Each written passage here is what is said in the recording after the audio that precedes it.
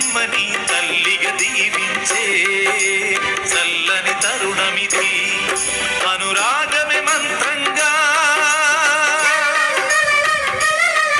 అనుబంధమే సూత్రంగా, మమత కొలుగులో జరుగు పెళ్లికి మంగళ వాయిద్యం పలికింది